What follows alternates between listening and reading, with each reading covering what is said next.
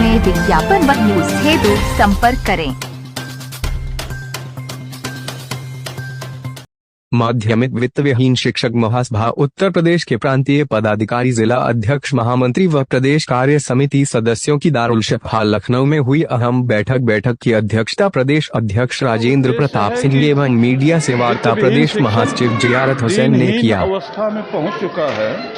सरकार से बार बार जीविकोपार्जन के लिए मांग की जा रही है कि समान कार्य का समान वेतन दीजिए। अगर वेतन देने में असक्षम है तो जीविकोपार्जन भर मानदेय दे दीजिए।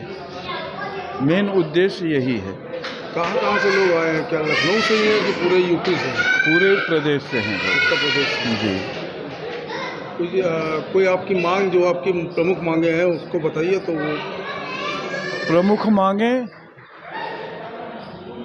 मुख्य हैं कि हम 1986 से इस व्यवस्था में पड़े हुए हैं और उस समय वर्तमान सरकार कांग्रेस की थी तो 2 साल के लिए एक अध्यादेश लागू की कि हमारे पास पैसा नहीं है, हम 2 साल के बाद तो अनुदान पर मान्यता देंगे, 2 साल तक वित्त विहीन मान्यता देंगे। और वह बाद में धीरे धीरे अध्यादेश हो गया और आज तक वित्त विहीन मान्यता के नाम से हम लोग, और वित्त विहीन विद्यालयों की टोटल जिम्मेदारी प्रबंधक की है और प्रबंधक से ज़बरदस्ती लिखवा लिया गया कि आप लिख कर दीजिए कि कोई धन नहीं मांगेंगे।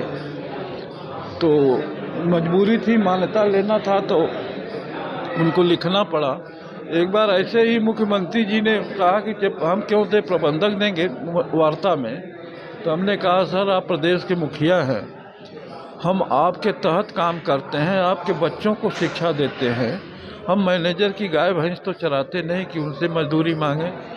आप हमारे मुखिया हैं, आपका परम कर्तव्य है कि हमको हमारी जीविका चलाओ।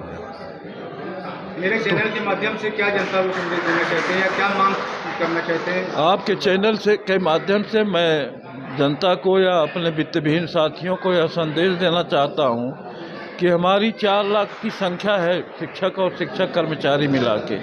अगर सरकार, वर्तमान सरकार हमें कुछ दे देती है, हमारा जीविकोपार्जन चला देती है, तो हम वादा करते हैं कि सरकार को कभी उदास नहीं होने देंगे। जियारत हुसैन, प्रधान महासचिव वित्त विहीन शिक्षक महासभा उत्तर प्रदेश। आज यह बैठक वित्त विहीन शिक्षकों की हो रही है। इस बैठक में पूरे प्रदेश में आपने देखा है कि जितने प्राइवेट विद्यालय हैं 1986 से वित्त विहीन व्यवस्था के अंतर्गत वो शिक्षक काम कर रहे हैं। 2000 से 3000 इनके मानदेय पर काम करते हैं। ये अपने बूढ़े माँ बाप को दवा कराने के पोजीशन में नहीं हैं, अपने पत्नी को एक कपड़ा नहीं दे सकते। यहाँ तक तो चलता है, तीसरी पीढ़ी अपने बच्चों को अगर एक अच्छा कपड़ा देना चाहें तो हम लोगों के ये बस का नहीं है। इतनी जलालत और इतनी परेशानी, इतनी कष्टमय जीवन जी रहे हैं हम लोग। उस जीवन को न कोई समझने वाला है, न कोई देखने वाला है। तत्कालीन सरकार एक समय माननीय अखिलेश जी की थी, 2016 में 200 करोड़ रुपया जीविकोपार्जन भर मासिक मानदेय दिया, लेकिन वह अंत में आते आते प्रोत्साहन करके वो अभी बंद कर दिया। जितनी जलालत झेल रहे हैं उसके बावजूद भी ये हमारी भारतीय जनता पार्टी की सरकार हम लोगों को समझने को तैयार नहीं है। यहाँ तक कि लोग कहते हैं ये सर्वजन की सरकार है। किस आधार की सर्वजन की सरकार है?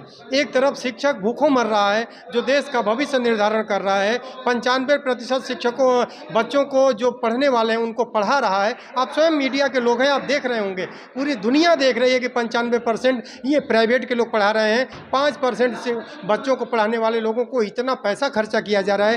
क्या हम लोग शिक्षा मित्र के जैसे कुछ मानदेय नहीं पा सकते? क्या हमें जीने का अधिकार नहीं है? यदि जीने का अधिकार नहीं है तो हम वित्त विहीन शिक्षक साथी आज इकट्ठा हैं, आपस में चर्चा कर रहे हैं। 4 लाख से ऊपर आबादी है, हमें जीने नहीं दोगे तो मरने का हक तो है। पूरे प्रदेश में हम परिवार के साथ आत्महत्या तक भी करने को जा सकते हैं। इसकी पूरी समस्त जिम्मेदारी इस तत्कालीन सरकार की होगी और यह देखेगी। उस समय पूरे देश और पूरे दुनिया में हाहाकार होगा कि एक साथ 4 लाख से ऊपर शिक्षकों के परिवार के लोग आत्महत्या किए। ये कैसी निरंकुश सरकार थी? कैसी ऐसी सरकार थी जो शिक्षकों को मरने दिया? हम इस उद्देश्य से आज रणनीति बनाए आए हैं, चर्चा करने आए हैं। भविष्य में अगर नहीं हुआ तो हम इस कदम पर भी जा सकते हैं।